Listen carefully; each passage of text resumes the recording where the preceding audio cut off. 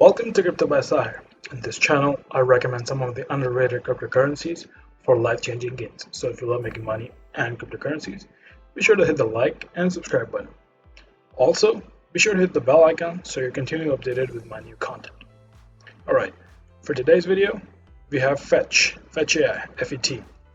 So we'll go through the current trend of Fetch, where it's heading towards, its fundamentals, the news, and possible price prediction. So stick around. Okay, so first of all, let's look at what's FET going towards and what's happening in the market. So if you see, it has managed to surpass its previous all-time high that was in 2019. So you can say 2021 was actually the breakthrough year of FET. So if you look at the 30-day graph, starting February 12, 14, it was trading for 0.25, and then since the 30-day time, it has been slowly growing towards this price, and specifically from here to the dip of 23rd, and then from there it's constantly going towards reaching all-time highs. So it's approximately going to be a month now to this increase, and we need to see why is that happening. What exactly is FET? So let's go. All right. So brief history about FET. So FET was part of the Binance launchpad in 2019, and since then it's having a somewhat of a down ride till somewhat the end of 2020, and then 2021 was a breakthrough for FET. So what exactly is FET? So FET is an amalgamation of blockchain and AI. So they're trying to bring solutions that prosper efficiency using AI for blockchain. So they're trying to make as much as possible, make applicable the AI for all of the use cases out there. We'll go through them in a minute. So in here, we see some news. We'll get through it. And here you see that they're using AI to make previous processes that were manual or less efficient, make them autonomous and make them efficient. So let's dive into some use cases so that it's clear what's going on. Like, why are people excited about FET and why is it breaking through? So as I said, they're trying to improve efficiency using AI and blockchains through ML and AI, as I said. So we'll go through some of the use cases, not all of them, since it will take an entire day to just talk about use cases. But just to give a quick overview on what's exciting about FET. So first use case is delivery agents. It's more like Uber. So you're using an app creates an agent for you, and then there's a driver that wants to do his job, right? So it's more like a buyer-seller thing, but you as a buyer need something to be done, and the seller needs something to be like sold or get done. So you both have some demands, and those demands are being met. So it's more like creating agents, AI agents for each of them, and then try to match their interests. So if you go through the video, they will talk about how actually they go about doing this matching and saves your time. So it's more like an Uber application of AI on blockchain. So once you decide to take that ride, there will be a contract on the blockchain and you pay it via FET token.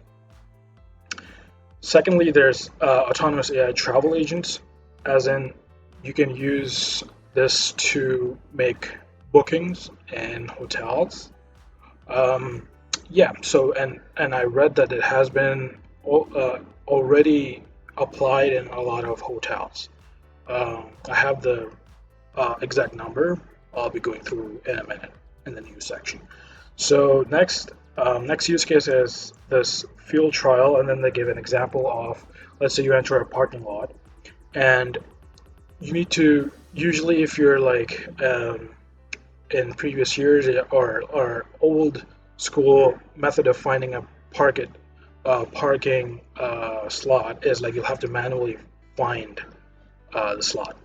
So one quick efficiency fix for this will be that an agent in your car will find an empty spot for you before you even like enter the lot, and then once you park it and then you're coming back to take the ride, it will automatically settle your payment, so you don't have to worry about parking tickets. So that's one step, just a single use case on the smart cities landscape. So they're also doing a lot of IoT stuff. So it's more like now IoT plus AI and crypto. Next is they're trying to make DeFi or marketplace for materials that are not so liquid or not so efficiently traded, let's say steel or any raw material. So they're trying to make a marketplace for that, and that's really amazing. So they're trying to make illiquid commodities become liquid, and people can start entering into these markets. So that's really useful in that sense, that it's allowing more investors to come into the space on different markets. So it's a scaling market essentially for us.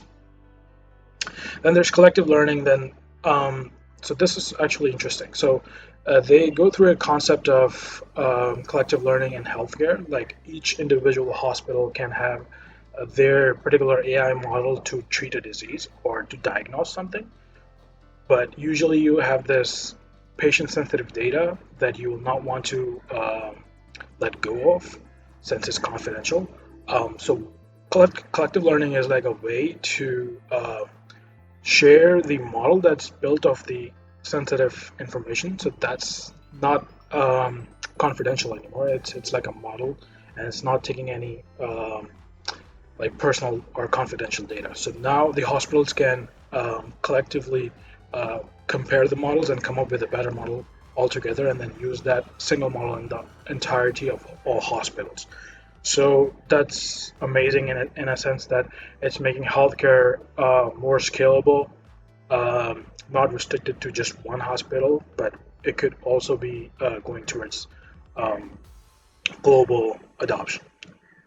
All right, and then last I'll cover is the signal agent. So for self-driving cars, one quick thing that could be done to make the self-driving cars more efficient is making the signs on the roads somewhat digital, so that the agents can analyze. They don't have to exactly go through and process the image and then find that this is a sign.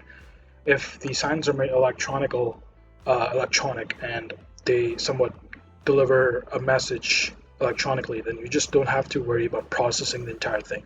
So it will be much quicker and much easier for your cars to travel. And then they have this collaboration with T-Systems as well. So that's amazing.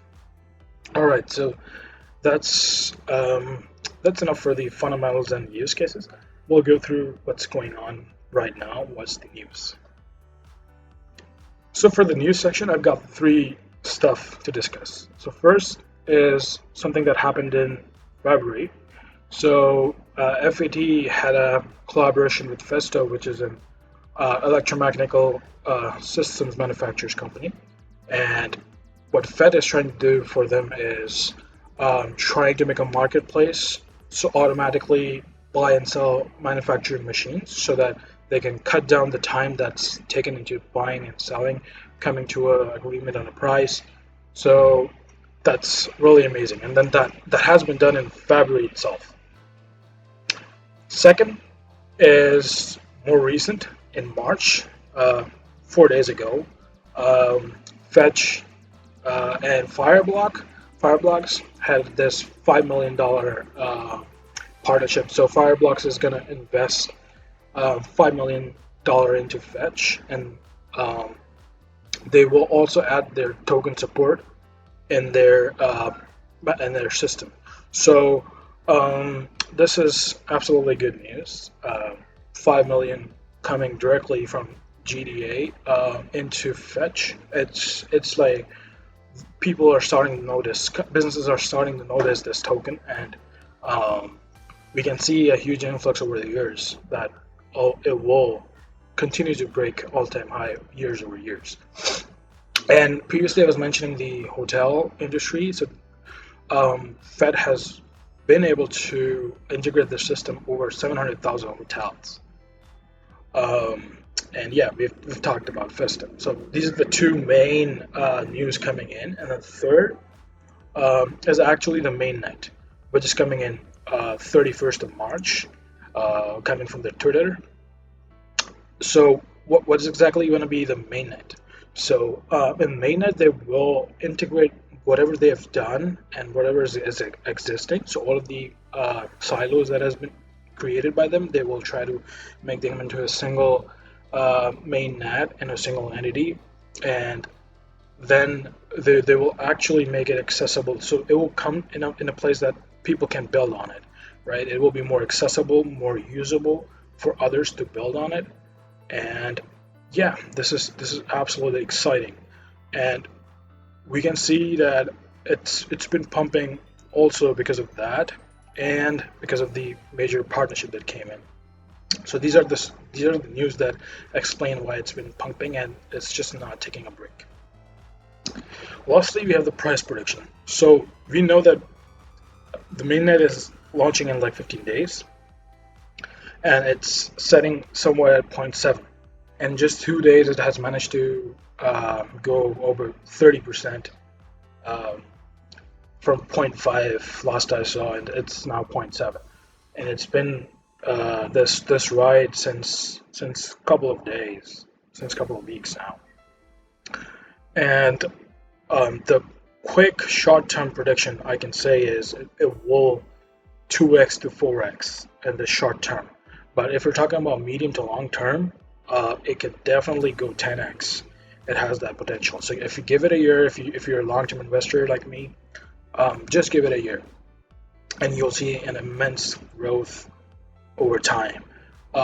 It will definitely be somewhere in the $3, $4, $5 range for sure. Um, and since it has already been in the space, it's making its a name. It has been doing some stuff.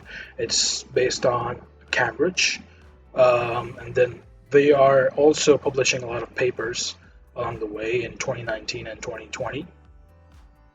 So they've been doing work, and it's not that they're just new. They have been doing stuff, collaborating with people, implementing systems, and that's only going to grow bigger. And it's one of the top AI coins in the crypto space. So it's currently ranked 114. So you can definitely rely on this as a like proper long-term investment. All right, so that's pretty much it for Fed. So stay tuned for my next video. We've officially started to give away coin predictions and coin specific coins to invest in. Obviously, this is not financial advice, but just to help you or guide you through the process of selecting like coins. So we officially started that, and I'm pretty excited on reviewing more coins based on these metrics. So stay tuned.